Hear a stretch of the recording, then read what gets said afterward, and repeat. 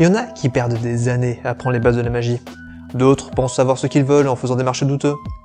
Mais vous et moi, on est différents. La magie coule dans nos veines, ça nous est naturel. Qui a besoin d'études ou de mentors quand le pouvoir de la toile est dans la paume de notre main? Venez avec moi, sorcereur, j'ai quelques tours à vous apprendre. Ah, le sorcereur, le pro de l'arcane, le maître de la magie, le mentor par excellence. Le sorcereur est une référence en termes de classe magique car...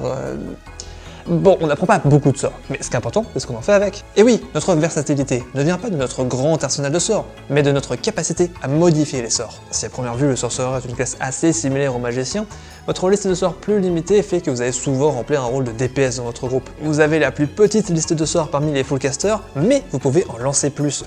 Et les sous-classes supportent un peu ce côté agressif, avec des effets qui infligent soit plus de dégâts, soit qui gênent vos adversaires. Ce sera plus clair avec des explications. Déjà, le sorcereur utilise le D6 pour déterminer ses PV. Ensuite, ce côté armure... Est-ce que j'ai l'air d'avoir besoin d'une armure? Pareil côté arme, j'ai une petite dague pour me défendre au cas où, mais j'aimerais voir quelque chose réussir à survivre à du pouvoir brut. Vous ajoutez votre bonus de maîtrise dans 2 compétences parmi celles-ci, ainsi que dans des jets de sauvegarde de constitution et de charisme. Un mix assez particulier qui vous laisse sans défense, n'ayant ni la dextérité ni la sagesse. Et on a vu dans la vidéo du Bard que le charisme est juste... présent. En revanche, la maîtrise du jet de sauvegarde de constitution est très intéressante, car en plus de vous donner une meilleure chance de résister au poison, très commun au début du jeu, cela augmente votre capacité à maintenir votre concentration. Et ça, c'est un gros atout. Au niveau 1, parce qu'on est trop cool, on peut faire de la magie et on a déjà notre sous-classe. En fait, dans le monde de Donjons et Dragons, le sorcereur ne tire pas sa magie d'une source extérieure comme la nature, un dieu ou des connaissances pures en arcane. Pour nous, c'est naturel, ça coule dans nos veines. Cela nous vient de notre héritage, ou alors une influence du monde a changé quelque chose en nous. Du coup, notre talent magique est entièrement basé sur le talent, et du coup c'est le charisme qui est utilisé comme notre capacité de sort. Le sorcereur commence avec 4 cantrips et 2 sorts de premier niveau. Et du coup, déterminer d'où vient votre magie est une partie importante du sorcereur, et c'est pour cela que vous avez votre sous-classe dès le niveau 1. Peut-être que vous avez du sang dragon qui coule dans vos veines, peut-être que le chaos primordial ou l'ordre planaire vous a touché, vous voyez les choses différemment. Peut-être que vous avez été touché par la foudre et depuis vous parlez tonnerre, je sais pas, c'est à vous de voir. Pour finir, le sorcereur est un casteur arcanique, donc vous apprenez vos nouveaux sorts et changez ceux que vous n'aimez pas lorsque vous prenez un niveau, et vos sorts sont toujours disponibles. Votre potentiel magique augmente tous les 2 niveaux et le rythme auquel vous apprenez vos sorts baisse un peu quand vous atteignez le niveau 11. En passant au niveau 2, vous avez Font of Magic, votre premier outil vers un plus grand pouvoir arcanique. Votre magique vous donne 2 choses, Flexible Casting et des points de sorcellerie. Les points de sorcellerie est la monnaie de la classe, c'est avec ça que vous activez vos features. Du coup, vous en avez un nombre maximum égal à votre niveau, atteignant naturellement le plafond de 20, et ceux-ci reviennent avec un long repos. Ensuite, Flexible Casting vous permet d'utiliser vos points de sorcellerie pour créer des spell slots, et ainsi de lancer plus de sorts dans la journée. Mais également, l'inverse fonctionne aussi. Vous pouvez dépenser un spell slot pour regagner des points de sorcellerie, égal au niveau du slot dépensé. Cependant, il y a 2 choses à noter. J'ai dit plutôt que votre maximum de points de sorcellerie est égal à votre niveau. Donc, s'il vous manque 2 points, et que vous sacrifiez un spell slot de 3e niveau, vous allez perdre un point bêtement. Et deuxièmement, ça vous demandera toujours plus de points de créer un spell slot que d'en sacrifier un pour gagner des points. Exemple simple, créer un spell slot de premier niveau demande 2 points, mais le sacrifier ne vous donnera qu'un point. Mais, c'est au niveau 3 que les choses sérieuses commencent. C'est là que vous obtenez la capacité de modifier les sorts pour correspondre à vos demandes, grâce à la métamagie. Cependant, il n'y a pas beaucoup de choix disponibles. Il y a un total de 10 options de métamagie incluant achat, et vous en connaissez 2 au niveau 3, puis un 3e au niveau 10, et un 4e au niveau 17. La métamagie demande des points de sorcellerie pour t'activer, généralement 1 ou 2, et vous ne pouvez appliquer qu'un seul effet par sort, à l'exception de Empower Spell. Les différents effets incluent doubler la portée d'un sort, imposer des avantages sur un jet de sauvegarde, caster un sort sans parler ou bouger, ou alors modifier le type de dégâts d'un sort. Toutes ces options au début fait que le sorcereur est un peu difficile à prendre en main, mais c'est beaucoup plus abordable que le magicien. Et avec l'aide d'autres magies, si vous avez une idée en tête, vous devriez facilement pouvoir la réaliser. La métamagie demande de bien connaître votre personnage, mais les options les plus populaires sont Quicken Spell, qui permet de caster un sort qui demande une action bonus, Twin Spell, qui permet de viser une 2e cible avec le même sort, et Subtle Spell, qui, comme on l'a dit plus haut, permet de lancer un sort sans parler ou bouger. Enfin, sans compléter la composante verbale et somatique. Et après pas grand chose, hein. Tasha propose Magical Guidance au niveau 5, qui permet, en dépensant un point de sorcellerie, de relancer un des 20 lors d'un jet de compétences raté. Et puis ensuite, votre prochaine feature sera au niveau 20 avec Sorcerous Restoration. Lorsque vous finissez un court repos, vous regagnez 4 points de sorcellerie. Ouais, je sens pas au mieux. C'est toujours un cran au-dessus que le barde ou le moine, vu que la feature ne demande pas d'être à court de ressources pour s'activer. Mais bon, ça se voit qu'à l'époque, ils comptaient presque sur le fait qu'on fasse 8 combats et 5 coups repos par jour. Et vous voulez savoir ce qui est marrant? Cette feature, ils l'ont donnée à un objet. La Bloodwire Vial. Une fois par jour, lorsque vous faites un coup repos, ou plutôt quand vous roulez un dé de vie, vous regagnez 5 points de sorcellerie. Ouais, bah heureusement qu'ils se sont rendus compte qu'on jouait pas comme ils le pensaient. Vous choisissez votre sous-classe au niveau 1, mais l'obtention des features se fait au début et la fin de votre progression, c'est-à-dire au niveau 1, 6, 14 et 18. Bonne chance pour voir la deuxième moitié de votre sous-classe. Après, comme pour tout le monde, vous choisissez au niveau 4, 8, 12, 16 et 19 d'améliorer vos stats ou un talent. Passons aux sous-classes. Le sorcereur, on a 9 d'officiels et 5 qui sont assez intéressantes, mais pas acceptées à toutes les tables. Draconic and Wild Magic étaient ceux offerts dans le PHB à la base, mais pâles en comparaison avec ce qui est sorti plus tard. Le sorcereur est assez intéressant sur ce cas, car je crois que c'est la seule classe où le modèle des sous-classes a changé en cours de route. Et moi, ils avaient un peu commencé avec Divine Soul, mais c'est vraiment à partir de Tasha, avec Aberrant Mind, Clockwork et Lunar Magic, que les sous-classes sont mis à offrir des sorts qui ne comptent pas dans votre total. Un peu comme les sorts toujours préparés pour les classes divines. Pour essayer de vous représenter tout ça, on va présenter une classe de chaque livre, avec le Draconic, Storm et le Clockwork. En tant que Draconic Sorcerer, votre pouvoir vous vient d'un dragon. Peut-être qu'un de vos ancêtres était un dragon, ou alors vous avez réalisé un rituel pour absorber le pouvoir contenu dans une écaille.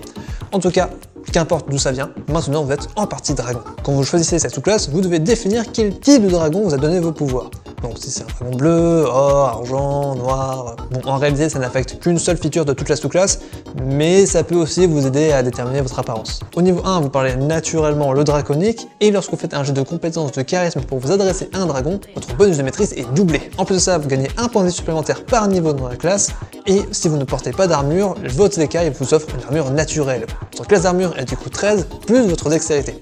Du coup, vous n'avez pas besoin de l'armure du mage. Au niveau 6, c'est ici que la couleur de votre dragon est importante, car vous obtenez l'affinité élémentaire. Les dragons de chaque couleur sont associés à un type de dégâts. Du coup, l'or c'est le feu, le noir c'est l'acide, le blanc c'est la glace, etc. Lorsque vous lancez un sort du même type que votre affinité, vous ajoutez votre modificateur de charisme aux dégâts. De plus, vous pouvez également utiliser un point de sorcellerie pour devenir résistant à ce type de dégâts pendant 1 heure. Au niveau 14, vous devenez capable de créer des ailes vous donnant une vitesse de vol égale à votre vitesse de marche. Vous pouvez ranger ou sortir vos ailes en action bonus et celles-ci restent indéfiniment. Cependant, elles sont physiques. Du coup, si vous ne portez pas une armure adaptée, vous ne pouvez pas les sortir et elles risquent de bel et bien de déchirer vos vêtements. Et au niveau 18, vous devenez capable de mettre une aura comme un vrai dragon. Avec une action, vous dépensez 5 points de sorcellerie pour créer une aura de peur ou de fascination.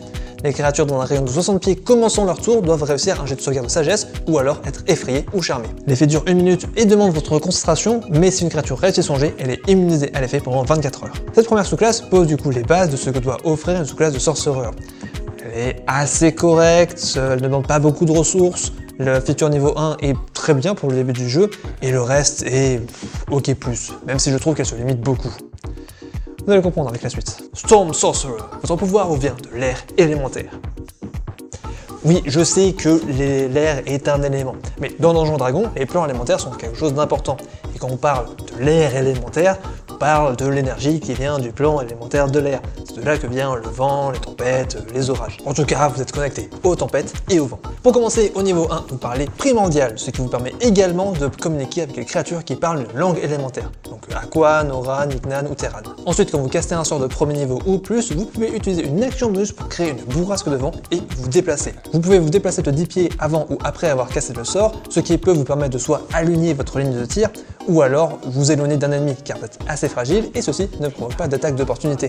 Au niveau 6, votre connexion avec les tempêtes vous permet de contrôler le vent et la pluie. Vous pouvez empêcher la pluie de tomber dans un rayon de 20 pieds autour de vous autant de temps que vous voulez, et vous pouvez forcer le vent à souffler dans une direction dans un rayon de 100 pieds. Ces deux options vous coûtent une action et trouveront toute leur utilité dans une campagne à thème, vous donnant par exemple un bateau ou un navire volant. En plus de ça, vous devenez résistant à la foudre et au tonnerre de manière permanente. Et en plus de ça, lorsque vous castez un sort de premier niveau ou supérieur qui inflige des dégâts de foudre ou de tonnerre, vous pouvez créer une micro-tempête autour de vous. Vous infligez des dégâts supplémentaires de foudre ou de tonnerre aux créatures de votre choix dans un rayon de 10 pieds, ce qui peut être un très bon moyen de punir les créatures qui ont essayé de vous encercler. Il y a moyen de faire des gros dégâts quand combiné avec Thunderstep. Pour continuer à punir ceux qui osent s'approcher de vous, au niveau 14, vous avez Storm's Fury. Lorsqu'une créature vous touche avec une attaque de mêlée, vous pouvez utiliser une réaction pour balancer de la foudre en retour. La créature subit un nombre de dégâts égal à votre niveau et doit faire un jet de sauvegarde de force ou être catapulté de 20 pieds. Pollux, exemple. Ça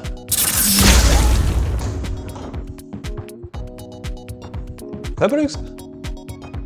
Et au niveau 18, vous devenez immunisé aux dégâts de foudre et de tonnerre et vous obtenez une vitesse de vol de 60 pieds. Par-dessus ça, vous pouvez sacrifier 30 pieds de ce déplacement pour permettre à vos alliés de voler également. En réduisant votre vitesse de vol de 30 pieds, vous donnez alors à un nombre de créatures égal à 3 plus votre modificateur de charisme une vitesse de vol de 30 pieds. L'effet dure 1 heure et vous ne pouvez le faire qu'une fois par cours ou le repos. On a là du coup une sous-classe assez agressive qui demande des ressources que vous allez naturellement utiliser. Et les features sont utiles pendant tout le jeu. Cette sous-classe vous demande de faire une chose et vous le faites bien. On passe du coup à la dernière sous-classe d'aujourd'hui, le Clockwork Soul. Si le One Magic obtient ses pouvoirs du chaos primordial ou du plan des limbes, le Clockwork Soul est l'inverse, tirant le sien de l'ordre et de Mécanus, le plan guidé par l'efficacité de la grande horloge. Du niveau 1 à 9, vous obtenez des sorts supplémentaires à chaque nouveau palier de magie qui ne compte pas dans votre total de sorts. En plus de ça, vous pouvez potentiellement changer ces sorts pour un autre sort de la liste du sorcereur, du magicien ou du warlock. Il faut juste qu'ils soient du même niveau. De plus, au niveau 1, vous obtenez une capacité de rétablir l'ordre ou d'une certaine manière rééquilibrer la chance. Lorsqu'une créature dans un rayon de 60 pieds que vous pouvez voir fait un jet utilisant le D20 avec avantage ou désavantage, vous pouvez utiliser votre réaction pour forcer un jet plat. Et comme cette sous-classe vient de Tasha, vous pouvez utiliser la feature un nombre de fois égal à votre bonus de maîtrise. Au niveau 6, Bastion of Lore vous permet de vous protéger ainsi que vos alliés. En dépensant 5 points de sorcellerie, vous pouvez créer des boucliers qui peuvent protéger soit vous, soit une créature que vous pouvez voir qui se trouvant jusqu'à 30 pieds. Ces boucliers restent jusqu'à la fin d'un long repos ou jusqu'à ce que vous utilisez la feature à niveau. Ou alors qu'ils soient dépensés. Le nombre de boucliers créés correspond au nombre de points de sorcellerie dépensés et absorbe chacun un D8. Lorsqu'une créature subit des dégâts, elle peut dépenser autant de boucliers qu'elle veut et ainsi rouler le nombre correspondant de D8 et réduire les dégâts qu'elle subit. Au niveau 14, vous avez Trance of Order. Avec une action bonus pendant 1 minute, vous pouvez entrer dans un état d'ordre parfait. Non seulement les attaques ne peuvent pas bénéficier de l'avantage face à vous, mais lorsque vous faites un jet de compétences, d'attaque ou de sauvegarde, vous ne pouvez pas rouler en dessous de 10. Si le résultat sur votre D20 est un 9 ou inférieur, il est considéré comme un 10 et vous ajoutez ensuite votre bonus. Une fois la minute écoulée, vous ne pouvez plus utiliser cette feature jusqu'à ce que vous finissiez un long repos, mais elle peut être réactivée en dépensant 5 points de sorcellerie. Et au niveau 18, vous avez la Clockwork Cavalcade. Avec une action, vous pouvez corriger les événements ayant lieu dans un cube de 30 pieds, non loin de vous. Alors, un cube de 30 pieds n'est pas particulièrement grand sur le champ de bataille. Cela veut dire que chaque arrêt du cube fait 30 pieds. Et de plus, il faut que vous soyez quelque part à l'intérieur de ce cube. Mais 3 effets prennent place à l'intérieur de ce cube. Bonjour. Le chaos vous entoure et vous ne pouvez plus le supporter? Oui. Ah oui. Vos alliés sont blessés? Oui. Bâtiments détruits à cause d'un sort mal placé? Pas moi, hein. Votre esprit est contrôlé? J'arrête quand je veux, déjà. N'attendez plus. Appelez la Clockwork Cavalcade.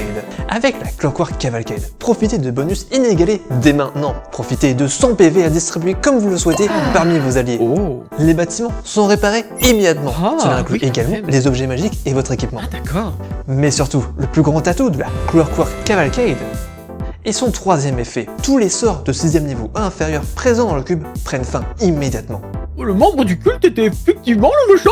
Et vous choisissez qui peut recevoir le désenchantement. Certainement le meilleur moyen de ruiner le setup d'un mage adverse ou de libérer vos alliés victimes de malus. Alors n'attendez plus, appelez dès maintenant la Clockwork Cavalcade. Feature utilisable une fois par an. Termes et conditions peuvent s'appliquer. Dépensez 7 points de sonnerie pour avoir une utilisation supplémentaire. Pour votre sécurité, donnez des conseils à votre pharmacien. Ne pas utiliser chez l'aviateur bleu, 300 traitant, 300 T-Rex. Comme vous pouvez le voir, le Clockwork est surtout orienté support, avec des boucliers, des soins et des sorts bonus qui viennent presque tous de l'école de l'abjuration. On notera tout de même que la classe est assez gourmande en ressources, même si côté qualité-prix, on est bien au-dessus du fait peur au niveau 18. J'espère qu'avec ces exemples, vous avez pu constater la différence de puissance. Les sous-classes plus récentes offrent plus de ressources et sont plus fiables ou plus versatiles. Je vous conseille donc de bien lire ce que chaque sous-classe offre pour trouver ce qui vous convient. Bien, maintenant que vous connaissez un peu ma classe, il est temps de créer un personnage.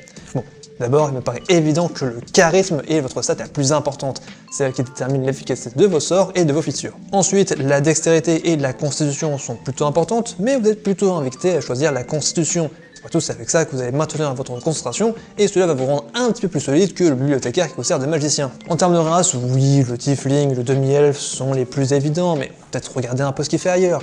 Le gymnasier est assez intéressant, car même s'il ne donne pas de bonus en charisme, le plus 2 en constitution est plutôt cool. En plus, le côté élémentaire colle à une bonne poignée de sous-classe. Le Verdan aussi, pourquoi pas, avec des bons bonus ratios. Une facilité pour se soigner, une légère télépathie, et en plus, c'est une race qui a été changée par le chaos de la magie, donc là aussi le thème colle. Ou alors vous pouvez faire un Warforge, un robot vivant qui a découvert un grand pouvoir, ou alors qui transforme la magie en arme. Pour ce qui est des sorts, ça va être vraiment difficile d'en recommander, car vous devriez vraiment prendre ce qui correspond à votre sous-classe. Par exemple, vous pouvez prendre un contribute attack, comme Fireball, Shocking Grasp ou Acid Splash, mais ceux-ci seront plus efficaces si vous êtes pyromancien ou draconique. Ensuite, essayez d'avoir de l'utilitaire, parce que vous ne pourrez pas exactement compter sur votre liste de sorts pour ça. Mage Hand, Control Water, Minor Illusion sont de très bons choix. Pour ce qui est des sorts de premier niveau, vous n'avez pas forcément besoin d'armure du mage, mais essayez d'avoir shield quand même pour vous protéger. Après, une option offensive, orbe chromatique est bien à prendre car valable avec basiquement toutes les sous-classes. Pour ce qui est du reste, il n'y a pas vraiment de mauvais choix, enfin, en tout cas dans le contexte de votre partie.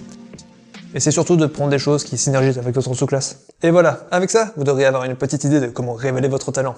Je vous remercie de m'avoir suivi, je vous retrouve dans la prochaine vidéo, et d'ici là, montrez-leur qui est le boss.